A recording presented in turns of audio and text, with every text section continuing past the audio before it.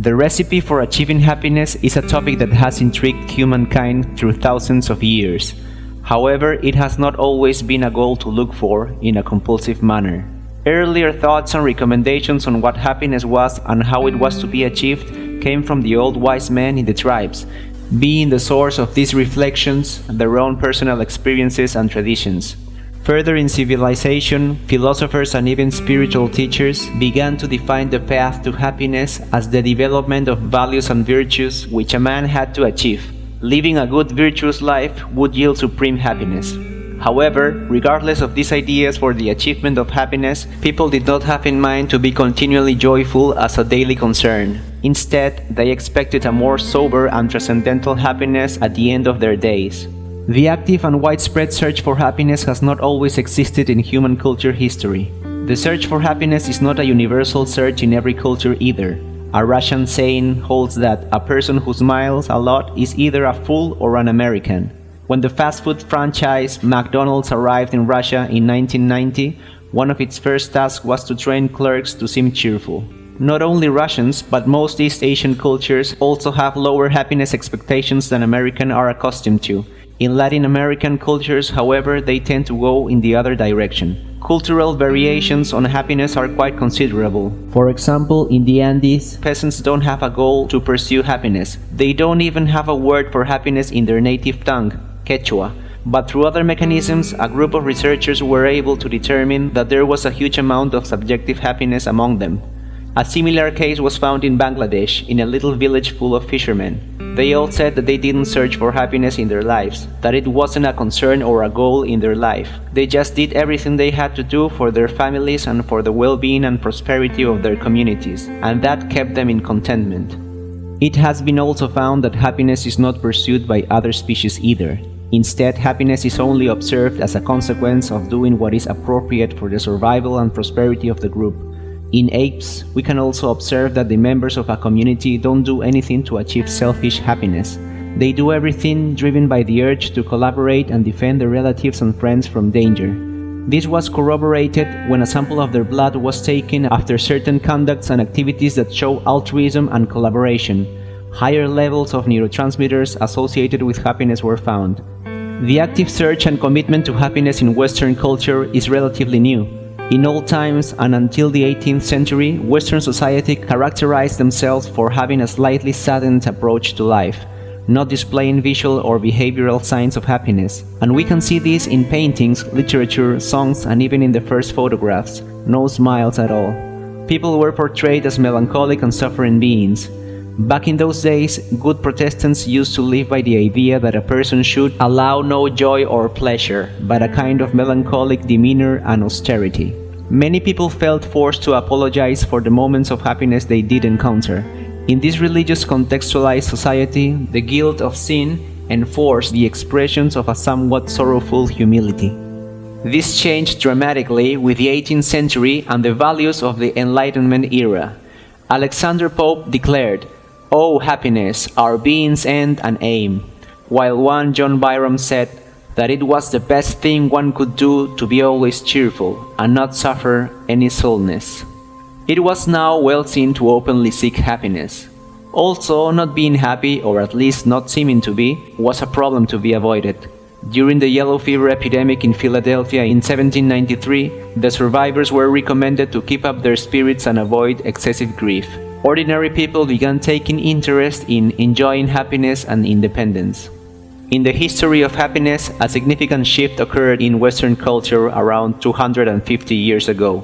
Some of the main reasons include the intellectual shift toward a higher valuation of humanistic matters in the world, and a reduced commitment to traditional Christian staples, such as original sin, all part of the cultural environment created by the Enlightenment era. With the era of enlightenment, new matters related to people and modern society were started to be explored and given emphasis to, while at the same time undermining the political power of the church and the monarchies. It was a time of freedom of thought, a rebellion against the past status quo, in which people had been living in a mild resignation. The happiness search was not anti-religious though.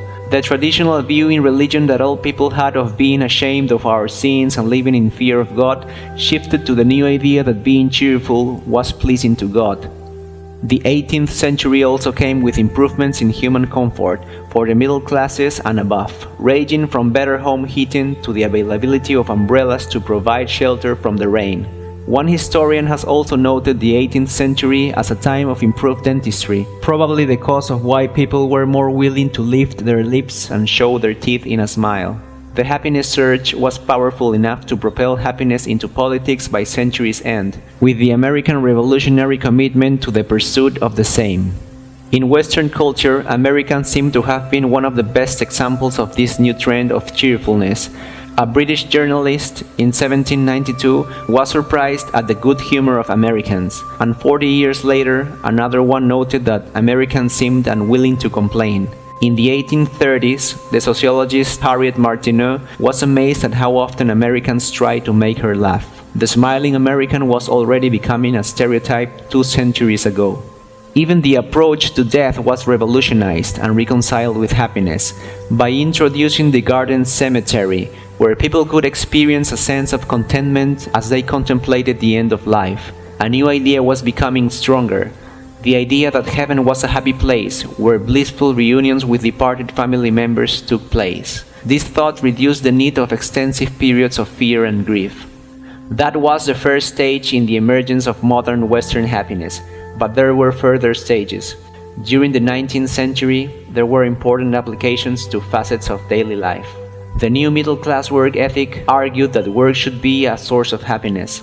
It was convenient for a rising class to convince themselves that workers had no reason not to be happy, and that laziness and bad habits disrupted not only performance but also contentment.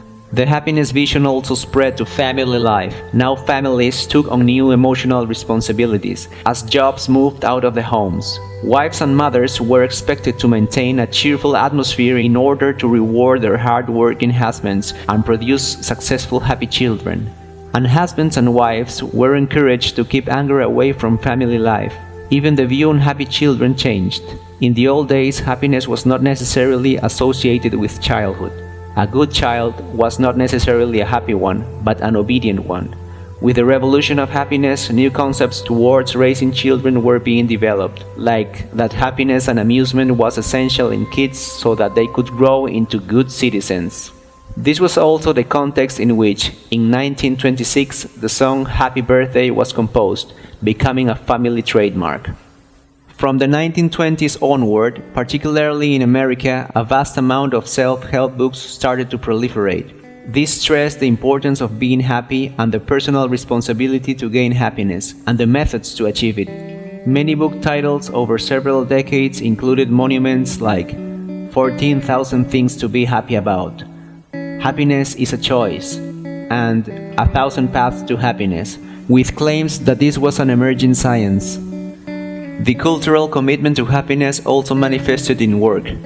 Commercial companies with happiness in their vision, such as the Walt Disney Companies, whose corporate motto became "Make people happy," and whose employees convinced customers that they were already happy simply because they were in a Disney setting, started to emerge. At the same time, McDonald's began offering Happy Meals. In 1963, Harvey Ball created the yellow smiley face, whose annual licensing revenues exceeded $50 million within the decade. At the time of the transition in labor from manufacturing workers to clerks in suits, companies started developing new brainwashing marketing strategies. These strategies consisted of advertisements associating happiness with the consumption of their products, strategy that has proved to work even to present days. This is the reason why the intensified and imposed happy culture of the mid-20th century and its compulsive buying as a means to achieve it has persisted to the present day. Buying should, supposedly, fill our happiness tanks.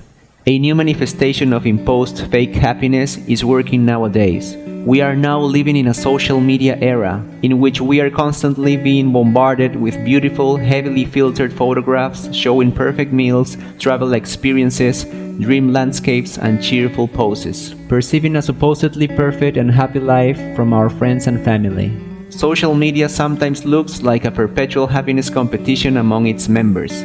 Some recent studies have shown, however, that paradoxically humans, when being constantly exposed to others' happiness, despite being unreal or biased, is a source of comparison, generating envy and misery. Fake imposed happiness comes with its problems. Cultures that stress happiness likely do produce more happy people. However, when too much happiness is expected, less actual satisfaction may result. A culture full of norms saturated with happiness makes it difficult for people to deal with hard experiences like death, fear, sadness, and pain, in themselves and others. We know that at least a quarter of depression diagnoses are mistakes. Good old-fashioned normal sadness is confused with a pathological state. On the other hand, some depression may result from the difficulty of manifesting a more modest dose of sadness in this overwhelming supposedly happy society. People tend to start ignoring the roots of their insatisfaction as they will associate problems in their lives with a flaw in their attitude, given the social pressure to expect cheerfulness, instead of the objective cause, for example, a job that is not compatible with his talents. In summary, we could say that in general, the search and demand for happiness in human history has increased as our technology provided us with more comforts and new ways of thought. This desire or fake necessity for happiness was even pushed further by savage capitalism, with the proliferation of usually unnecessary offered services and products in the world. I would like to end this video with some findings on happiness from the Peruvian researcher Jorge Yamamoto. He said that the modern culture of the imposed search for happiness, based on materialist and consumerism, is a scam. Happiness is not chased by buying stuff. It cannot be even chased at all. Happiness is a byproduct, an indicator of the appropriateness of our thoughts and conducts towards the improvement of a community and its members, in the sense of overcoming problems together in harmony and heading to sustained prosperity. This is more in line with the thoughts of ancient thinkers and spiritual teachers mentioned in the beginning, in that they said that happiness results from cultivating personal values and ethics. Have this in mind.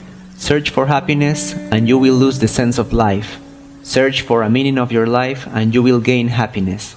Thanks for watching.